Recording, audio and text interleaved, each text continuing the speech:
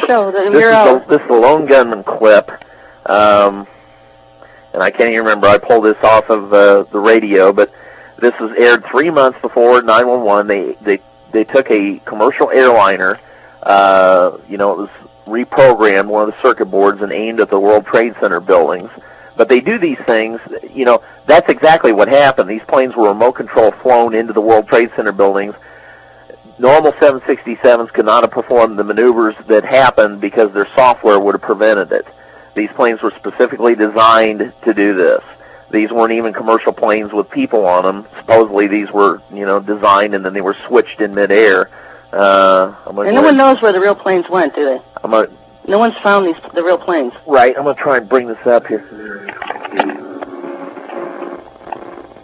We know it's a war game scenario, and it has to do with airline counterterrorism.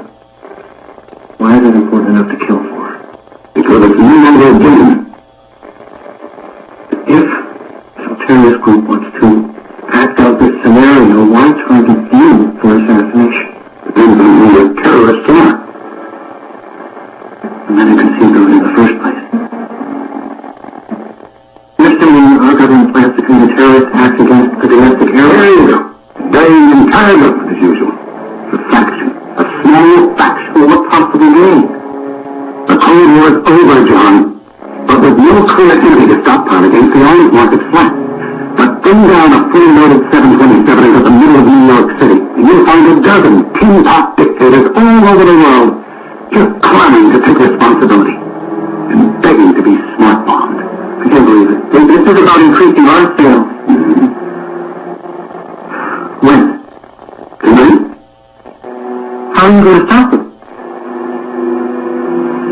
Why didn't you tell the world this? Go to the press. Didn't I say with lying breath 30 minutes after I made that call?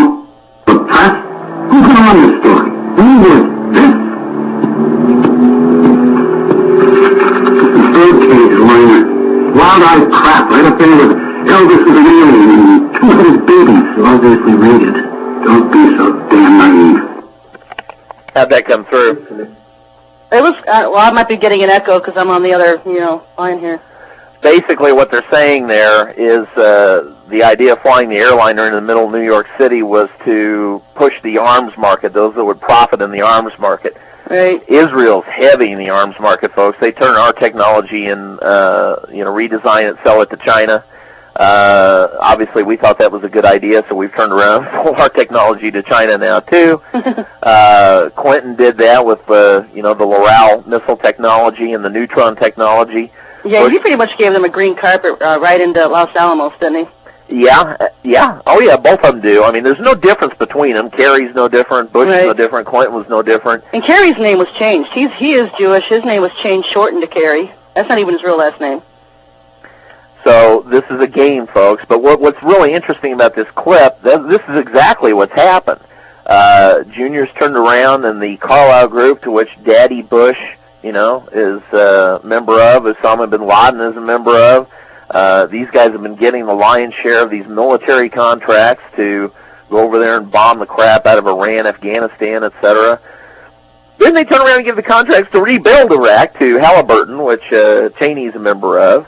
The movie Manchurian Candidate talks about this as well. The same thing, that these military contractors are the ones that are benefiting from getting these wars going. That's exactly what's happening, folks. Yeah, and the bin Ladens had a long business relationship with the Bushes, didn't they? They go back for 10, 15 years in business. The bin Ladens? Yeah. Yeah, whose real name is Tim Osman, by the way. Folks, all this stuff is out there. It's Usama, USA.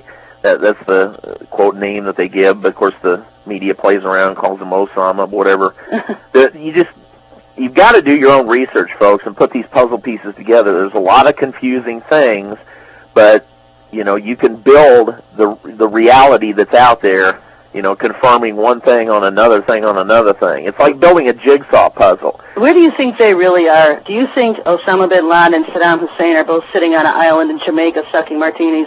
The Saddam Hussein that they're parading around in public now is not the Saddam Hussein that was over there in Iraq. Oh yeah, I've been saying that for since they arrested him, because if you look at his teeth alone, besides the hair job given, Saddam Hussein doesn't have a lower mouth bite like the one that does now. Right. At a glance, at a quick glance, you think, wow, that's the same guy. But, yeah, you compare the pictures.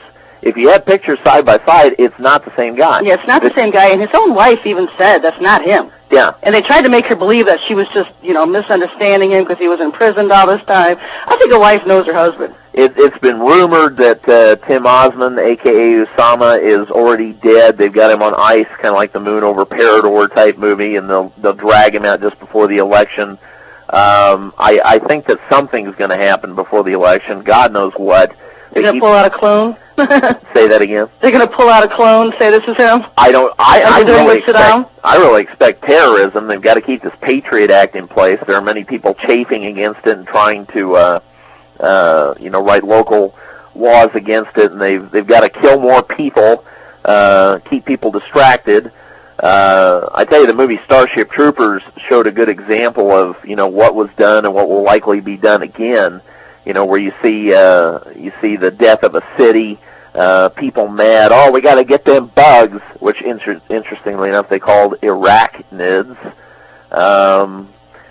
Did you ever see Starship Troopers? No, I haven't seen that one. It's a great recruiting movie for kids to get them in the the excitement mode of the military to go in there and wipe out them arachnids. Oh yeah, and the ones that are there are just tired of heck of it, aren't they?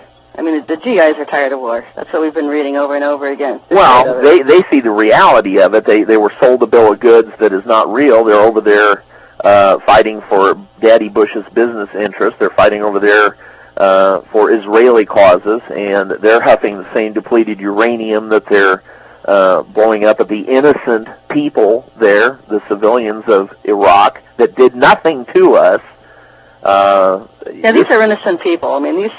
America's always been, freedom of religion. We'll leave them alone. We've done worse things to them than Saddam ever has. They already came out and admitted that it was lies that they gave the American people, was saying that Saddam had poisoned those people. What you got to understand, people, is that your emotional hot buttons have been manipulated. Once you get in war, there's this, this tribal emotional thing where you're to back the president and to back your country and back your kids. And, well, I back our kids, get them the hell out of there dying for these causes that are not just, not worthy, get them here to defend this country, but they actually we have no one here. They want more of our kids out because he's bringing foreign troops into our army, Mexicans, Canadians, Germans. Oh, yeah, the troops lining up on our borders, both coming across Canada and up from Mexico. I mean, that's a whole show in itself.